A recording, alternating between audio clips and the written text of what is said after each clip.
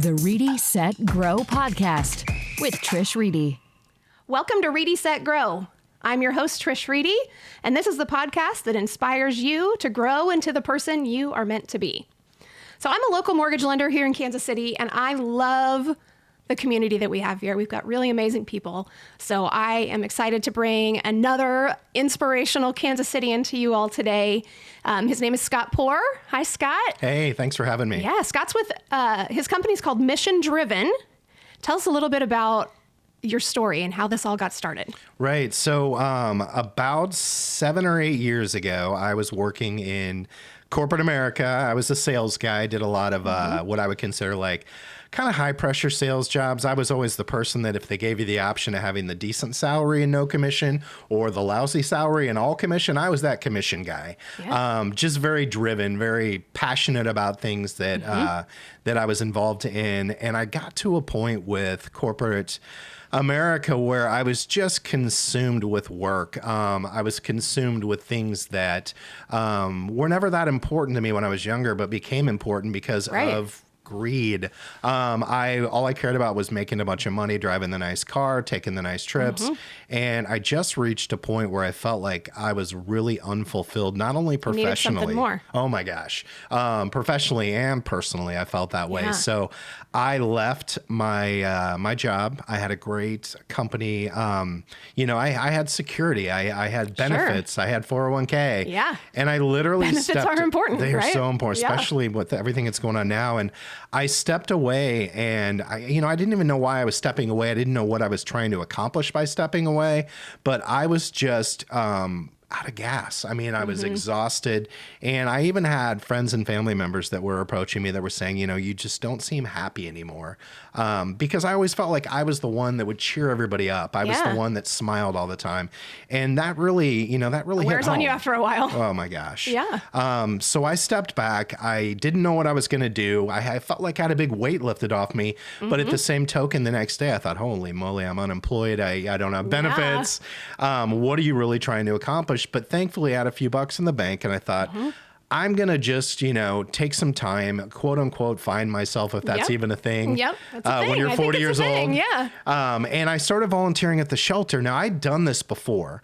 But what kind of shelter? Animal shelter. Animal shelter. Okay. I'd done this in the past, but here's what was different. In the past, I would go once a month. I'd walk 2 or 3 dogs. I wouldn't know what I was doing. I wouldn't really talk to anybody. I would leave not really even knowing if I made a difference, but I still loved the environment. So I went back and started volunteering. And what was different was I was there every day. I was seeing things I didn't see when I was there once a month. Specifically, I noticed that every animal shelter I went into had the same row of dogs, and at the very end of that row was always the one that had lived there the longest. They've got the signs on the kennel that say, no kids, no cats, no dogs. And I became kind of in a healthy way, like obsessed with wanting to help that dog. Yeah. That was a big deal to me. And those animals, coming from a sales background, I thought to myself, well, when you look at the dog and you look at the kennel, they're telling you everything that's wrong with the dog. Yeah. I want to tell people what's right while still not holding anything back. Sure. But that was a big pivotal moment for me. And I loved it so much that they actually offered me a job at the animal shelter. Okay. Which was really funny because I went from, a very comfortable salary in the corporate world to, I think I was getting paid $7 an hour. Nothing wrong with $7 an hour, but a little difficult to live on. Very much so. But like I said, I looked at it kind of like, what the heck, let's just do it. I want to learn as much as I can. Yeah. I ended up working at the shelter. I took a few different jobs there. I was actually running the adoption center for a little while, doing development. Yeah. I learned a lot while I was there. It cost me a lot of money to work there. Sure. My bills exceeded my pay. But, I was there for almost 3 years. Okay. Which was a very long time. Right. But I'm sure it filled up your heart. Oh my gosh. I mean, I came back to a point in my life where my friends and family were saying, you're smiling again. Yeah. So you're doing something that really makes you happy. So I loved it so much, but I did reach a point where I literally ran out of money. There's a reason why most shelter employees have 2 and sometimes 3 jobs. Sure. So sadly, I reached a point where I thought, this is it. My honeymoon's over. I've got to go back to corporate America. And there's nothing wrong with corporate America. I was just unhappy. Sure. So a friend of mine who is kind of what I would call a business mentor approached me and he said, man, I heard you're going back to corporate America. And I said, yeah, I don't really have a choice. And he said, we got to find a way to keep you in this. Yeah. And I thought, I agree, but I can't work 3 jobs and still barely make it. Right. So as a going away present to the animal shelter, I had just designed 1 t-shirt. My goal was to sell as many as I could, donate all the money to the shelter as a going away gift, just to say thanks. Thanks for bringing me into your world. I know. I ended up selling about 300 shirts in a month, donated all the money to the shelter. And my buddy just said, he said, you don't even see it, do you? And I said, what? And he goes, this is your business idea. This is what you need to do. So that was the inspiration for Mission Driven. That was about 5 years ago that I started the clothing line. What was the first shirt? What did it look like? The first shirt was a gray t-shirt with a navy dog paw. A little bit of a spinoff of like what you see with Charlie Hustle. They've got the heart t-shirt. Yeah. I'm not going to lie. Like I thought that's a simple design, but it's so powerful in this community. I know. Yeah. And I love their business model as well. So I thought, why don't I do a dog paw, cater to my animal loving people in Kansas City? And I still sell that design. That's, kind of our flagship. And that was really the beginning of everything, which is funny to think back because as a sales rep by trade, I wasn't a business owner. I didn't know. Being a salesman and a business owner are different. They're hugely different. And, that was scary for me, going into a world that I wasn't familiar with. The one thing that I had that really motivated me to keep going with it, though, was I had passion and I had drive and I've got work ethic. If you want something bad enough, you're going to learn how to find a way to make it happen. Exactly. And what people need to know about Mission Driven was I wasn't a guy that just wanted to open a clothing company. I was a guy that wanted to dedicate his life to helping homeless pets, and an online clothing company was going to allow me to do that if I could turn it into a sustainable business. Right. That was huge. That was, it was trying to figure out a way that I can volunteer all the time. Yep. Nobody wanted to pay me to do that. Right. If we could just be a full-time paid volunteer, life would be great, right? Right? Yeah. Oh my gosh. So, that was really a scary time. Scary meets exciting, if you want to say. I was selling t-shirts out of the trunk of my car. I didn't make a dime the first year I was in business. I imagine. I'm sure a lot of people can relate to that. Yeah. Started making a little bit of money in year 2, and in year 3 had a retail store. The 3 Dog Bakery on the plaza said, we love what you're doing. We want to bring your shirts in. And that was really the beginning of what I felt like was true growth. Sure. In the company. Yeah. So year 3, it got a lot easier because I was able to not stress over the business. It became more of an online type functioning business where, I could go to the shelter and work all day. Yeah. And at that time also, I felt like I created kind of 2 worlds. There was Scott, the animal rescuer, and then there was Scott, the owner of Mission Driven. And they do intertwine, but I really felt like I was creating 2 paths. Yeah. Which is still kind of the case. And there's a lot more detail into that storyline, but really that's kind of the bullet points. And then you fast forward to today, and we have, we sell shirts all across the country. Pre-COVID, we had a lot of retail stores. Post-COVID, we don't have a lot of retail stores. But the world has changed. The world has changed.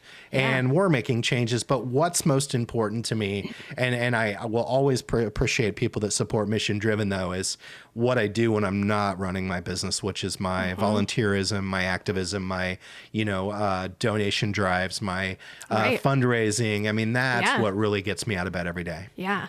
So one of the big stories that I remember is with the dog Queen. Yeah. Tell us about that. So I am always, I mentioned earlier that, one of the inspirations with animal shelters was that dog at the end of the kennel. Yeah. The forgotten ones, as I like to call them. Queen was a forgotten one. She'd been in the shelter for over 2 years. She had a lot of strikes against her. She was found living behind a dumpster. We don't know anything about her past, but we know that it wasn't good. We know that she probably had to fight for food when you're living on the streets like that. When you do that, you slowly become non-dog friendly. So she didn't get along with other pets. She was a pit bull. Most cities have breed specific legislation.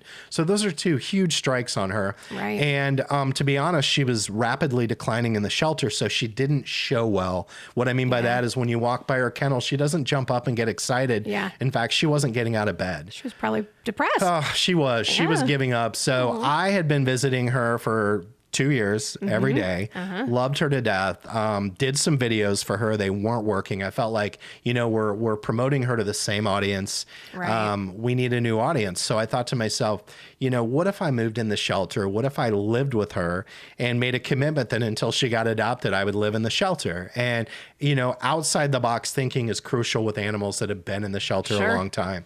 And with business in general. With business in general, very true. Yeah. And I was like, I'm going to do anything for this animal. I know who she really is and how great she'd be in a home. So, talked to Great Plains, sold them on the idea of me moving in. They thought I was nuts.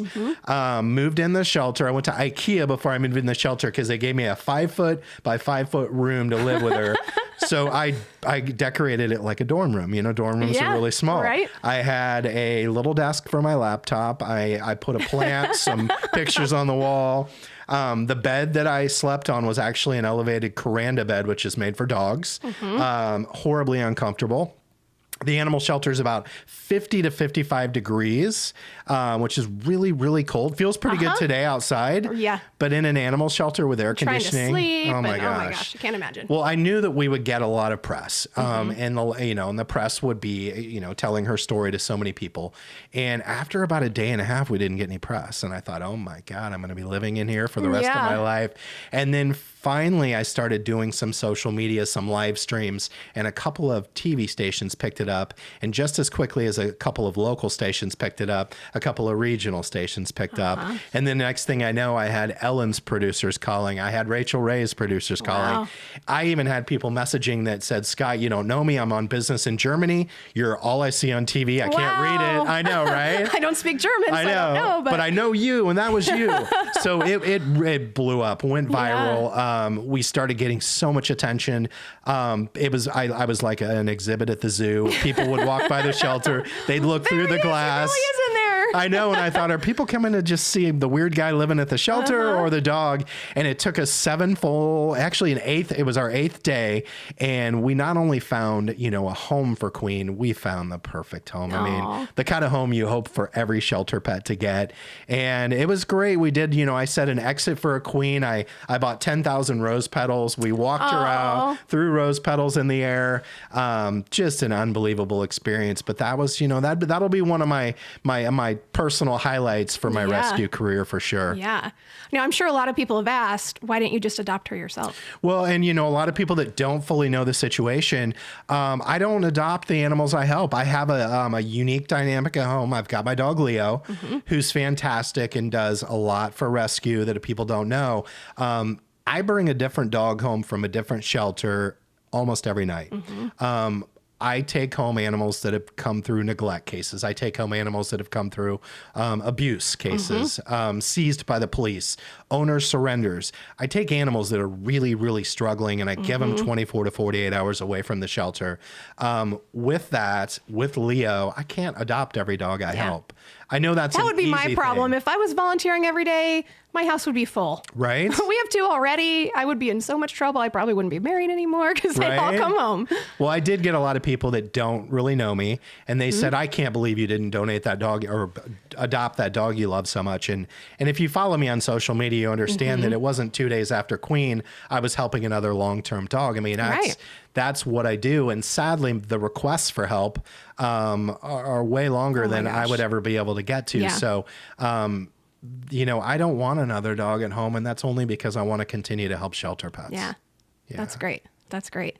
So tell me a little bit about how your business model's changed or how you're pivoting from the craziness of 2020. Right. I mean, everybody's been affected. And for us, it's been really hard. We, basically we sell clothing online. We are thankful to sell clothing in some retail stores in Kansas City. And then we do a lot of events, pet related events, all the way up to those big holiday shows you see at the convention center.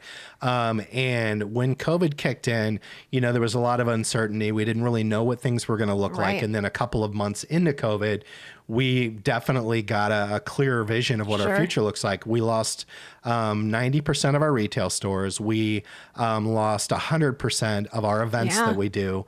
And that was really scary for me. We have a very healthy online business, and I'm so thankful for our supporters, but that was a lot of revenue that we lost. And, I also was forced to sadly furlough and eventually have to let go my 2 employees. One of them did events. We have no more events. Right. The other one helped me with other projects. And to be honest, our business was suffering so much. The only way to keep our business going was to sadly let them go. And there's no owner's manual when you're a business owner for that. It was heartbreaking for me. So a number of things have gone wrong this year, a number of things that would make me want to quit or give up. But it's just, we're all making adjustments. I love what I get to do through my business, which is my shelter work, my rescue work. And once again, that's the driving force to pivot, to make changes. We're going to make it. There's plenty of people suffering way worse than I am. And that's another thing that keeps me going. When I think I'm having a bad day, there's 10 people behind me having a worse day. Right. So staying positive has been huge for this. And All just, up here. it All is that really mindset. up here. Yeah. And, people understand too that, I'm not getting rich doing what I'm doing. So they support me through the toughest times. And I'm so appreciative of that. Yeah. Well, here's just a little idea for you. Who in Kansas City does not love Patrick Mahomes? Right. And one of my favorite Instagram accounts is Steel and Silver, his dogs. They're the best. So you got to get Steel and Silver involved somehow. That's my tip for you.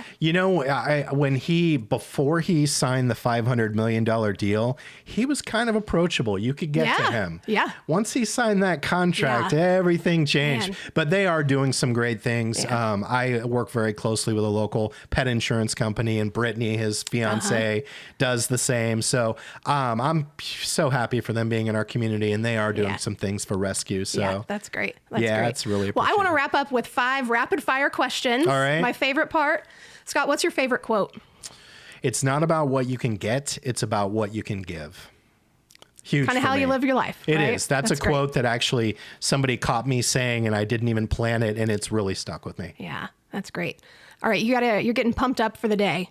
What song are you going to turn on to get yourself amped up? You're gonna laugh because I am kind of an old school guy. On the way here to this podcast, I was listening to the Grateful Dead. Okay. I'm not a total hippie, but I'm a Little bit of a hippie, maybe? just not as much as I used to be. But yeah, I'm a, believe it or not, I'm not listening to the techno music, the rap, or the whatever. Like I'm getting fired up with some Grateful Dead. I love it. I love it. What accomplishment are you most proud of? I would say the total body of work that I've been able to accomplish from 5 years ago to today with my animal rescue work. And what I mean by that is helping over 500 long-term shelter pets find loving homes, raising almost $300,000 for local animal rescues.